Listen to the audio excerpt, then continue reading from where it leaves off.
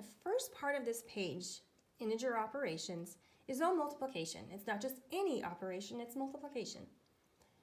What you want to focus on is whether or not your product is positive or negative. It's pretty simple in that first row, which is why I'm not doing any with you. You already know that if both signs are the same, your product is positive. If one is positive and one is negative, your answer or product is negative. In these, we have circumstances where we've got one with a 0, which you probably already know. You've encountered those before. But we've also got multiple integers that we are multiplying. And with that long string of integers, how do you know if it's positive or negative? You have had a lesson on this, but it's just been one, and I want to make sure you understand this well.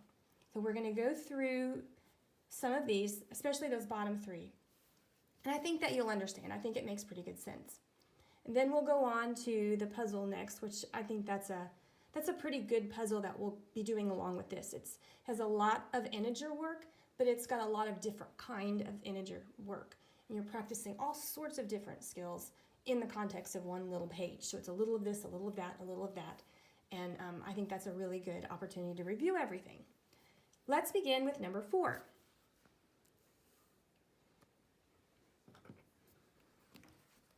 Zero times negative 3. Well, I have a positive and a negative, I guess, right? So that means it's negative, except that, well, that's a 0. Everything times 0 is 0. So this is just 0. You don't have a negative 0. You just have 0. Number 7. It's kind of easy to just look through and count what you have. When you have 2 negatives, that's a positive. If you have 3 negatives, that's a negative. If you have 4 negatives, that's a positive.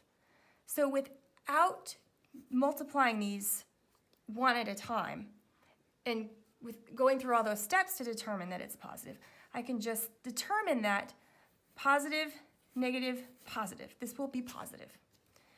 2 times 2 is 4. Negative 2 times negative 2 is 4. Positive 4 times positive 4 is 16. See how that's positive? Now, in this one, we have 2 positives, 2 negatives, and 1 positive. So how will this work? Well, if you have an even number, well, let's just try it. 5 times negative 3 is negative 15. Negative 15 times negative 2 is positive 30. Look over here. We've got 1, 2, 3 negatives. I have a suspicion this one's going to be negative. So negative 1 times negative 2 is positive 2. Then we've got 2 times 3 is positive 6. Then you've got negative 1 times positive 2 is negative 2. So 2 times 6 is 12. 12 times negative 2 is negative 24.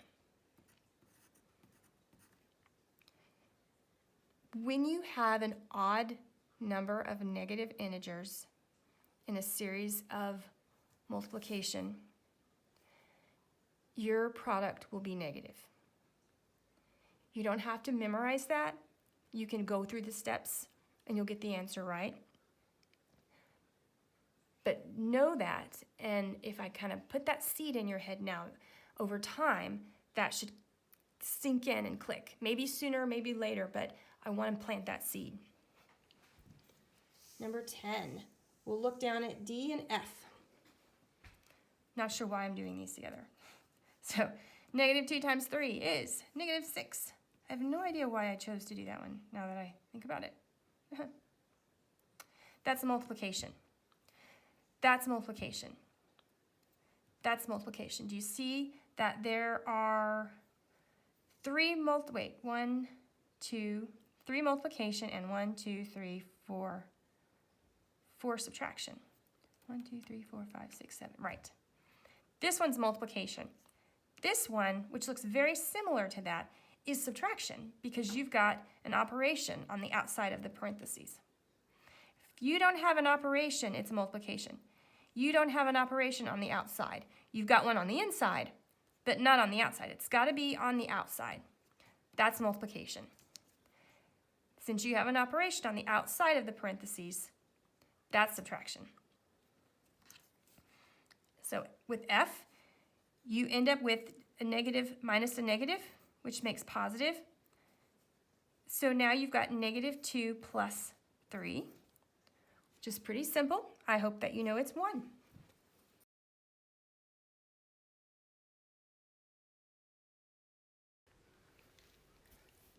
Sections 1 through 5, you're on your own.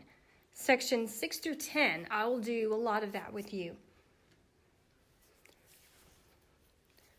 Let's focus on section 6. We have integers with exponents. If you have negative 8 squared, it's the same as negative 8 times negative 8, which gives you a positive 64. Since I know 64 is a correct answer, I am going to color it in. The one that's remaining after you color all of them in, that's the one that will be your answer. B, you've got negative 3 cubed. Well, that is like this, negative 3, negative 3, negative 3. Well, these two make a positive 9, but positive 9 times negative 3 gives you a negative 27. You've got an odd number of negative integers, so your product will be negative. The answer to B is negative 27, which is this one. C, 3 times negative 4 squared. Remember, only the negative 4 is squared, and it is the negative and the 4 because they're inside parentheses. The 3 is not squared, and it looks like this when you expand it out. Negative 4 times negative 4 is positive 16. Positive 16 times 3 gives you positive 48. So we will cross this one out. And you will decide which one of these goes with D. In so doing, you'll be able to figure out which letter represents 6 up here. Part 7. Negative 1 is cubed. So that's the equivalent of negative 1 times negative 1 times negative 1. Then you have 5 times 8. Well, these two are positive. 1 times negative 1, well, that's negative again. So now you're stuck with negative 1. 5 times 8 is 40. So negative 1 times 40 gives you negative 40. The product for A is negative 40, which is also A. B, negative 5 times negative 2 cubed. You end up with 1, 2, 3, 4 negatives, so you know it's going to be a positive. Negative 5 times negative 2 is positive 10. Negative 2 times negative 2 is positive 4. 10 times 4 is 40. The product for B is 40, so we'll eliminate G. Finally, C, negative 3 squared, negative 5 squared. That gives you 1, 2, 3, 4 negatives. They pair up, positive, positive, so you end up with a positive product. Negative 3 times negative 3 is positive 9. Negative 5 times negative 5 is positive 25. 9 times 25 is 225. You can eliminate D as your letter. Move down to 8.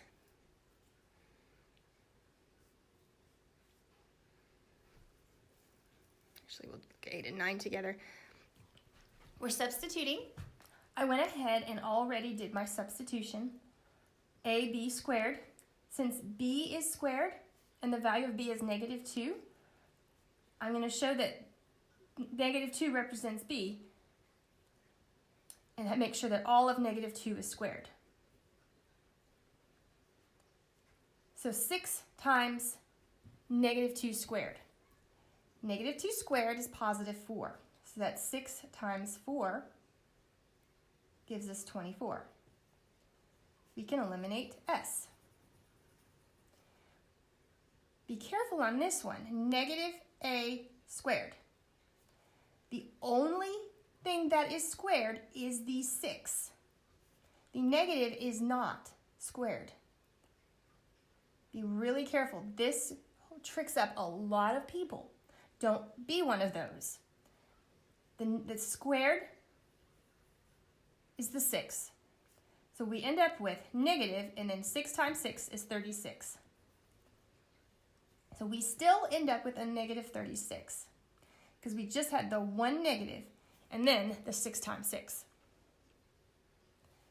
If you write this in expanded form, it would be like -6 times 6. Like that. -36.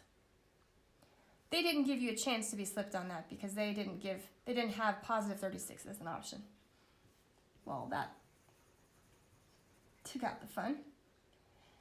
Number 9, we're substituting x, -5 for x, -8 for y. We have the negative, and then we have xy. So I'm putting the negative. X is -5, so I substitute -5 for x. Y is -8, so I substitute that. I notice right away that I've got a -5. So you know when you have two negatives, it becomes a positive. So that's going to become a +5. Now I have +5 times -8. My result is -40. I can eliminate L. I've got x cubed. X is -5. So that's the equivalent of -5 times -5 times -5. And y is -8 times -8.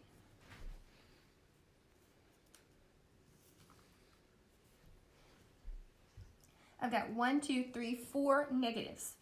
These are positive, these are positive. So my final product will be positive. -5 times -5 is 25. -5 times 8, -8 is +40. That would be 4 times 5 is 20. I end up with a +1000. Let's eliminate F. Giving you a lot of help on this side. Finally, the bottom part, part 10. You are multiplying the numbers and the integers, the variables and the integers, rather. You've got 15 times -n. Positive, negative, so you end up with a negative. 15 times n is 15n. So that eliminates P. Let's start with the numbers, with the integers. You've got -3 times -5, which gives you a +15, and you have n. So C is +15n. So we can eliminate H. Finally, we have D. It might help with these if you think of each one of these as a 1n, 1n. So you've got -9, -1, -1. You've got 1, 2, 3 negatives. So you know your product will be negative because 2 together makes positive. Stick in another, you get negative. So it's going to be -9. N times n is n squared. That is L. You've got a few left on this side, and then, of course, all of this side. Enjoy!